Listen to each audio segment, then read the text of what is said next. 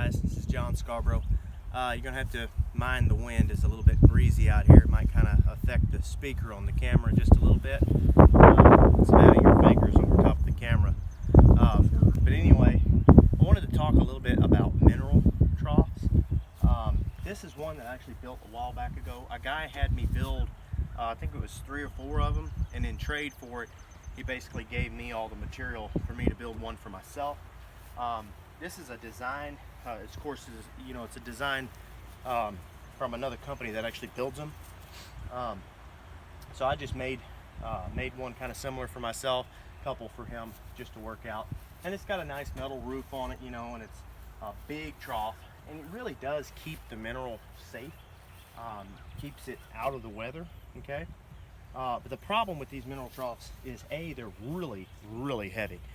So if you're planning on moving them at all, doing any type of rotational grazing or anything like that, it can be a little bit of an issue. Now they will pull with a four-wheeler, but if you're doing a whole lot of pulling, it can be an issue. And then we have some places that are really hard to get in and out of, okay? And you sure can't hardly pull it by hand. Like loading it up on here on the trailer with me and Savannah took, pretty good bit of effort to get it up on here. But it does work. But I wanted to talk a little bit, like some of the negative points I don't like about it. Like it's bolted together, and you can see, I beefed it up from what the original design was. I put some big angle iron. You can tell it's already getting eaten up. Look at all that. That's just rust. It's already getting eaten up. All the bolts over in here, like they're all getting eaten up real bad. The washers, and this thing's only a year old, And I've seen some more of these that I did a little bit of work on for a guy fixing them up in the shop. They're gone. They're just completely gone.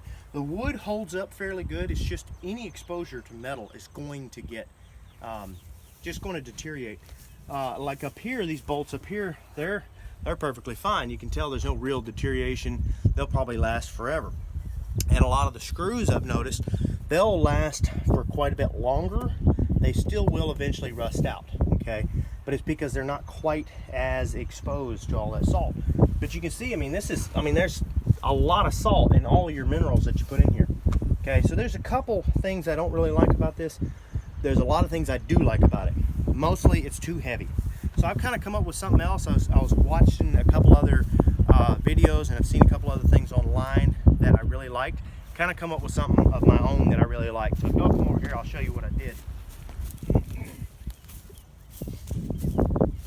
This right here, very small, low profile, and it's extremely light. I can pick it up, I can move it. I got a strap that I got tied to on the front. I can pull it around with any four-wheeler. I can pull it by hand. I actually pulled it across this fence right here. I actually pulled that right there, just pulled it right under there by hand because it's so light. Okay, so if you open this up, what the cows does, that's about 3 inches right here and about 1 inch right here. The cows can just flip that up and get in there and get whatever mineral they have. Okay, we actually have 4 sections here, but this right here, we're just feeding to a complete mineral right here, but it will hold 1 full bag in here. That's 1 full bag. We just now put it in there. It would probably hold a full bag on each side or close to it. And then it's the same thing over here. You got mineral over here and then salt over here. I had done this before with an older piece of rubber, and the rubber, it just barely covered it, and it ended up not being enough. And I also didn't have this right here, and it worked. It just didn't work real well. So then I redid this. I got this rubber actually at Tractor Supply. It's just a utility rubber. Up there is a 4x8 sheet of it, and it seems to work really well. I haven't had any trouble out of it. It works really well for them. They do actually make, certain companies, I don't know what companies they are, they make rubber. I think it's like a conveyor belt rubber.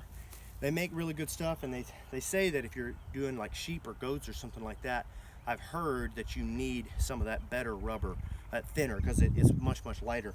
But as far as this right here, I spent about 47 bucks on this whole deal right here, whereas it cost about 350 bucks to build that yourself on that one right there.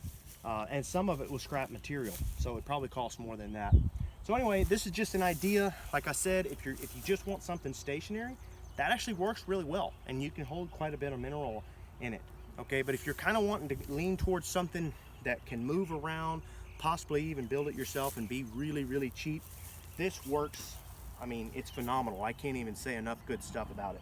I can move it with anything I got. I can load it up on a trailer. I just now loaded it up on a trailer and took it over here to this little piece of property where we got some of our stocker calves right now.